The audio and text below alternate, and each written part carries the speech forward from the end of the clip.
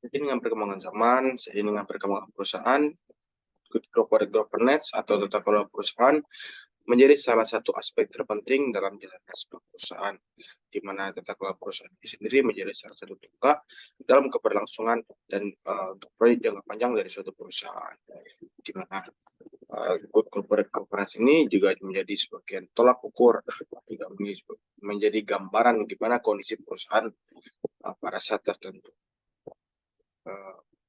Kenapa saya mengangkat judul ini? Karena saya ingin mengetahui dan melihat gimana sih kira-kira pengaruh dari tata kelola perusahaan serta dari struktur kepemilikan. Jadi struktur kepemilikan ini sendiri merupakan terbagi menjadi beberapa bagian, yang dimana itu ada yang namanya struktur kepemilikan sebagai pemegang saham, ada sebagai pemegang memang CEO-nya langsung atau sebagai pemilik, dan juga sebagai pemegang kepentingan dari perusahaan ini sendiri terhadap kinerja keuangan dari si perusahaan semen yang ada di Indonesia.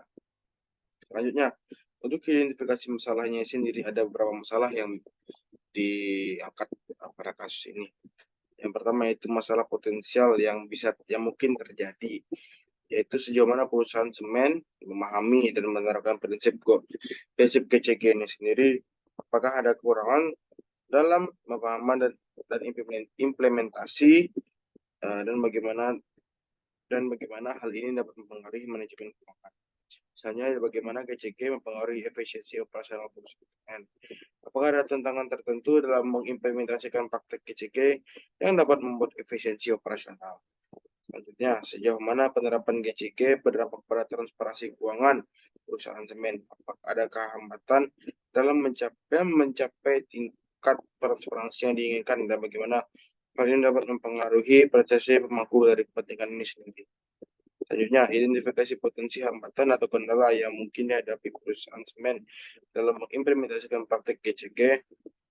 Misalnya, apakah ada resistensi internal atau kendala sumber daya yang dapat menghambat implementasi dari GCG ini sendiri. Selanjutnya, bagaimana struktur kepemilikan termasuk kepemilikan manajerial, institusional, dan publik.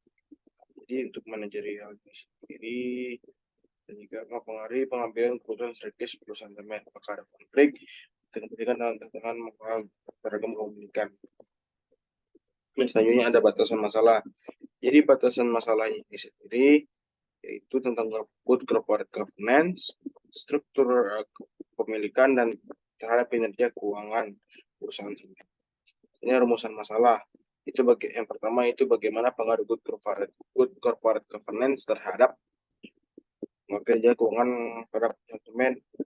Selanjutnya bagaimana pengaruh struktur kepemilikan terhadap kinerja keuangan perusahaan semen.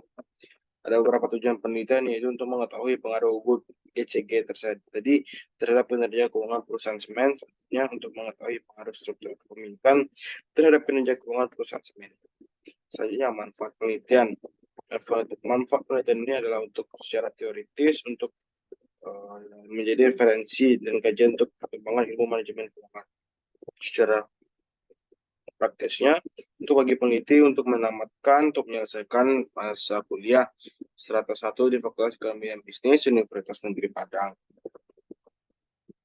Dan juga sebagai penambah wawasan, kreativitas, dan daya analisis untuk menerapkan ilmu pengetahuan yang diperoleh selama dalam bangku perkuliahan. Sebenarnya bagi universitas sebagai acuan sebagai referensi dalam penelitian berikutnya yang berhubungan dengan GCG dan struktur kepemilikan terhadap kinerja keuangan pada perusahaan. Selanjutnya kita akan masuk kepada bagian kajian teori. Oke, untuk kajian ini sendiri, GCG, menurut Forum for Corporate Governance in Indonesia pada tahun 2018, GCG merupakan sekumpulan aturan yang menentukan hubungan hak dan kewajiban di antara pengurus pemegang saham, pihak kreditur, pemerintah, karyawan berikut pemegang kepentingan internal serta eksternal. Tata kelola perusahaan yang baik adalah dengan menerapkan prinsip dari konsep transparansi dan akuntabilitas situasi pasar yang sesuai dengan konsep tersebut, serta konsisten dan efektif dapat dibentuk melalui penerapan GCG. 3 pilar GCG yang mendukung dan saling terkait satu sama lain, yaitu dunia bisnis sebagai peserta pasar, negara sebagai regulator, dan publik sebagai pengguna produk dan layanan bisnis. Selanjutnya, struktur kepemilikan.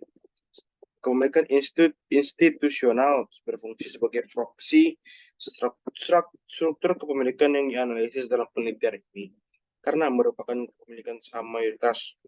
Kepemilikan institusionalnya yaitu kepemilikan saham mayoritas oleh pihak lembaga. Edison pada tahun 2017.